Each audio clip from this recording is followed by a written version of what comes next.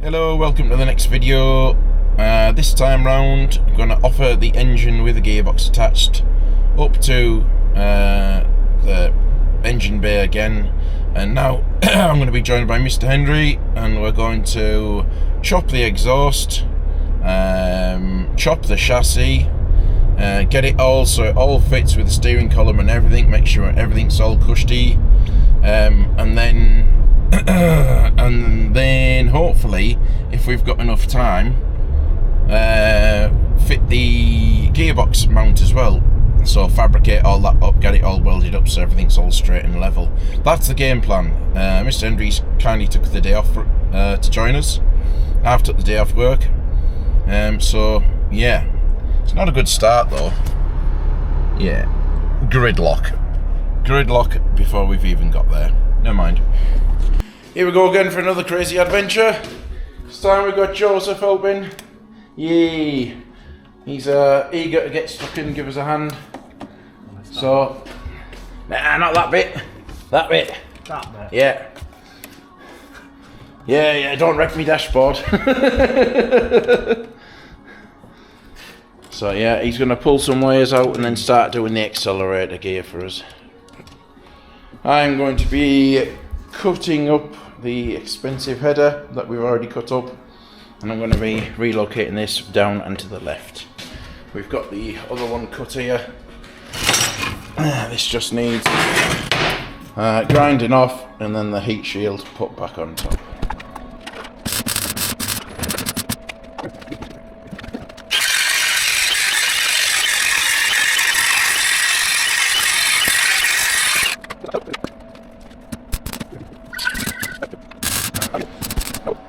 We cut the arch on the other side. Peter's now welding that on while we're waiting for gearbox bracket to cool down. Painted it, giving it a little paint. So yeah, just waiting for that to dry, and then that goes back on, and then we're going to try and get the gear stick all lined up and cut. Right, so this is the part where this is going on the gearbox. Cut it down to the length it needs to be. Yeah, the mark in there is where the gear stick should line up to be perfectly straight. And then yeah, you've got to shim it on. Shimmy. So onto the shims with us. See if we can get it on. So we just got it in again. Don't worry, Pete, I'm just talking to the camera. So far it's 2 degrees, but we are going to lift it 1 more degree further forward. So it sits. God, Peter under here. Hello, Peter. Hello. And then guess what we're doing now?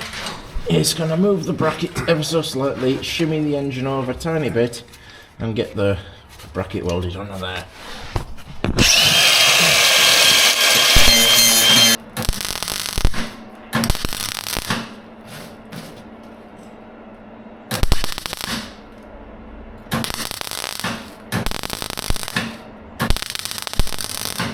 Okay, so in from the future here. After some consideration, I didn't like the headers. I didn't like both sides of the headers. The driver's side header, even though it fitted and there was enough gap, it came too far down, far too far down.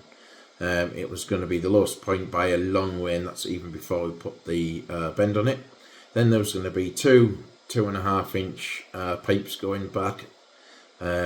And I watched a few of Bocker's videos on his V8, and he got a L322 header, brought it underneath the engine, in a really rough way teed it on to the driver's side, but it was okay, it sounded class, and then just had the single 3-inch pipe coming down.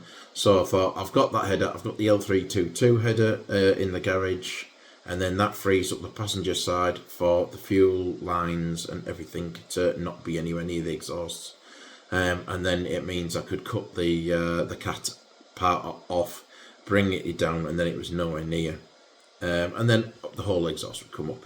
So let's see how that went. Alrighty then, so I've got the camera back. No, I haven't got the camera back. I remembered to bring it in So instead of using the smashed phone camera, which was crap, we'll revert to this, which is much better. So yes, I have made the exhaust, the stainless exhaust that goes underneath. I have put in the O2, the O2 bones, the sensors. That's the first bank. I put the other two at the back here. Another one there, but I can't find the bloody sensor. The V-banded on, and then I'm going to cut this as close as I can to this sensor here, and then we're going to see where I have to reroute it once it's in the vehicle. So the first thing I'm going to do is cut that, pop the engine back in again, and see where it all sits, make sure that everything's happy. I hope it all fits, because it's all welded now, and I thought my measurements were good enough.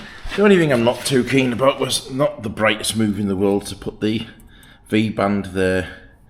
It is close to the starter motor, although most of it's going to be heat wrapped, sorry.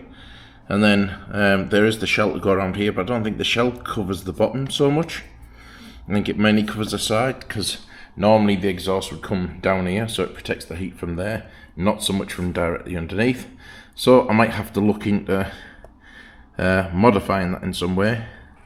I might even use the two bolts here and do a heat shield off there, just to keep it, and to keep it electrically isolated as well. We'll see. So we've now patched the holes in here. So now I have sprayed and lacquered them to seal them up. Done the same on the other side, so now the seats can go back in. And then we'll go from there, really.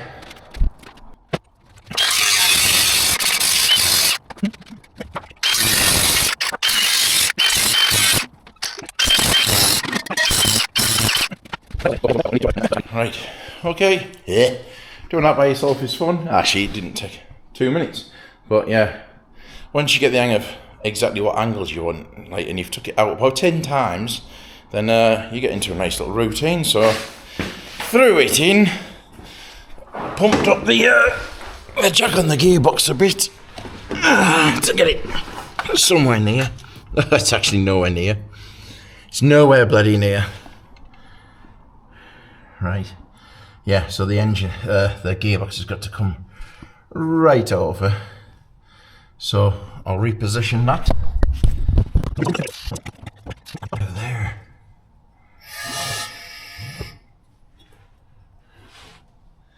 That's probably a bit too high, but for the purposes of what we need,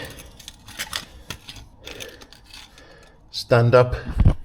Right, so that's where the exhaust ends up. So I'm glad I cut it there, because there's a, yeah, there you go, you can see it there, there's a step there. So I'm going to have to come down with the 45 and then bring it across. So I think I'm going to cut it, tack the first one on, tack the second one on to bring it straight.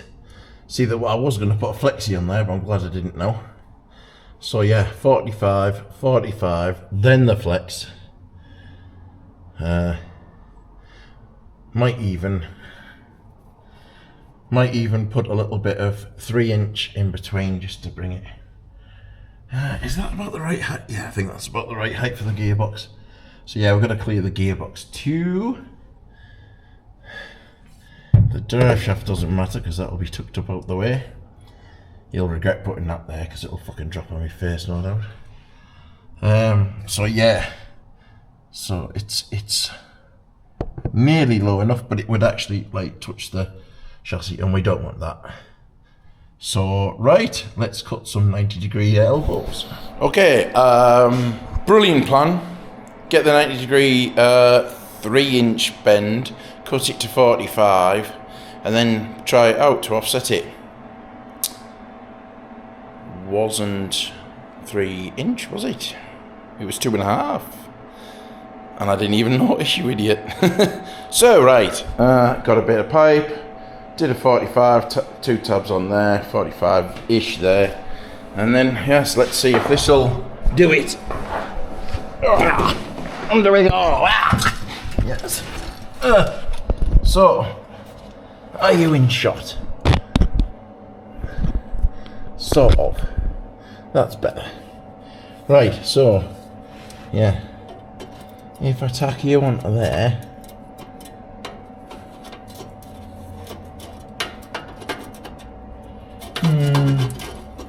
Bring you more over there. Yeah.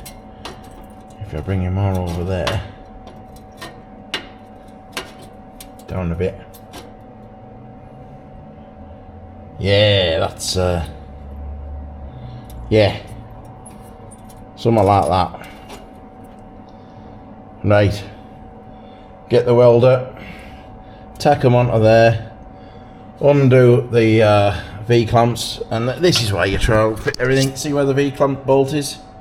Yeah, not great, but it doesn't matter. If I spin it round, it's fine, but I've got to get to it to spin it round first. So yeah, note to self, V-band clamp facing down. Can't see it because of the light. Give me the light. There we go. Never mind. Right, next.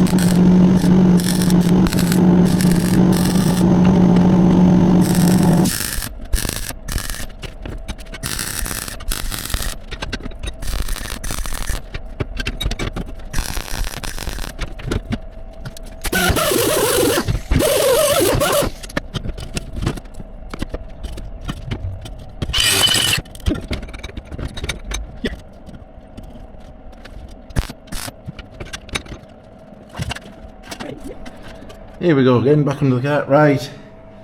Okay, so bolted in. It comes away from the chassis. Bent it so it's coming around. And you can see it right there.